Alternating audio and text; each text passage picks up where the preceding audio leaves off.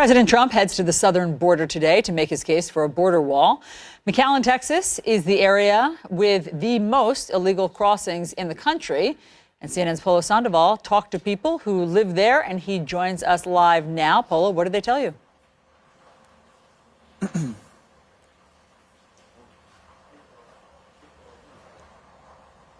Polo, can you hear us?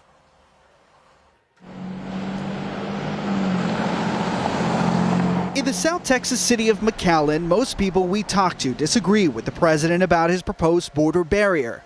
Ahead of Trump's arrival, the mayor feels like most do in this Democratic stronghold, that the wall is not the answer to the country's immigration problem. He also says the real crisis is not happening here. The crisis is really over for them when they hit the border and they can seek asylum. The crisis for them in their home country and the journey across Mexico over. Since 2014, Mayor Jim Darling's McAllen has become the epicenter of the border debate. It's where the tens of thousands of undocumented families apprehended in the region by Border Patrol are released with future immigration court dates. After their release, the legal asylum seekers make their way into Sister Norma Pimentel's Humanitarian Respite Center. The crisis is the crisis that we create when we don't facilitate a safe passage for families who are innocent children, moms, infants. Hello, sister. Hi there. How are you? As an opponent of Trump's border barrier, she's among the majority in this predominantly Democratic region of a red state. But upriver from McAllen, Ruperto Escobar supports not only building Trump's wall, but letting it cut through his 600-acre ranch. In my opinion, nothing has changed other than him, and I'm talking about the president, not being able to find a way to get it done. For Escobar, a Trump supporter, it's about securing the rugged South Texas ranch land that's been in his family since 1767. He says he's seen the influx of people and drugs crossing the border illegally firsthand. One night, two armed men stood right in front of that gate, right, the last gate we passed by, and they stopped my men from coming to shut down the pump. They told them, we're going to shut the pump down. Leave it. We need this place. This place is ours tonight. What were they going to do with it if they were armed like that? They were going to smuggle drugs. Or humans. I have no idea. I didn't come to check. It's not my part. It's my government's duty to secure my border. Escobar believes the wall is a solution, but that opinion isn't a popular one. The mayor of McAllen says given the vast majority of people coming across the border are legally seeking asylum, there is no simple solution. We all agree national security is important, border security is important. We live on the border, we think it is important, but living on the border, you realize there's different ways of accomplishing that. In addition to what you just heard here, I can tell you after growing up and working here, this is certainly not usually that friendly territory that the president is used to traveling to make his pitches to the public. As you just heard, there are many people, not all, that just do not see eye to eye with the president's policies. We did find out that Sister Pimentel, who you just heard from, was considered by many here as the lead humanitarian dealing with this. She will have at the seat at the roundtable today with President Trump. Of course, she plans to express how she feels about this all to the president, mainly that this is a humanitarian crisis, John. Polo Sandoval for us in McAllen, Texas. We're going to do something interesting now. We're going to go from the southern border to the northern border. Why?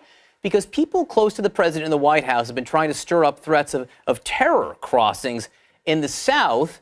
But we're going to talk about the security situation in the north. Alex Marquardt is in Derby Line from, oh man, does that look beautiful. Alex is in Derby Line, Vermont. Alex.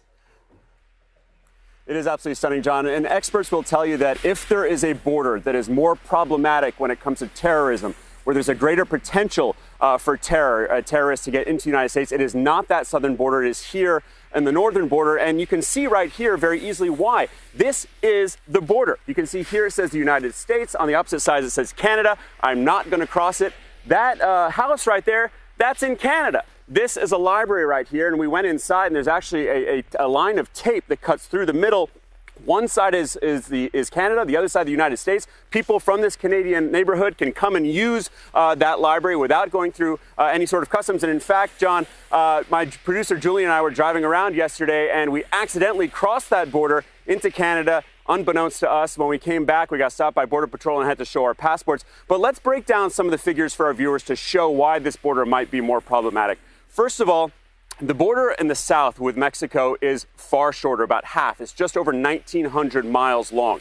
The border here with Canada is almost 4,000 miles long, so double that distance, and that does not include the border between Alaska and Canada. And then when you look at the number of people who've been apprehended on the terror watch list in the fiscal year of 2018, so that runs from October 2017 for a year, down on the southern border, around a dozen people on the terror watch list were apprehended, while in the first half of that period, some 41 people, so more than triple, were stopped here on the northern border. And that second figure is according to NBC News. But when you talk to people in this neighborhood who have family and friends on the opposite side of the border, they say that they feel perfectly secure, that Border Patrol is doing their job, that they don't need any kind of structure or any kind of wall to keep them safe. Take a listen.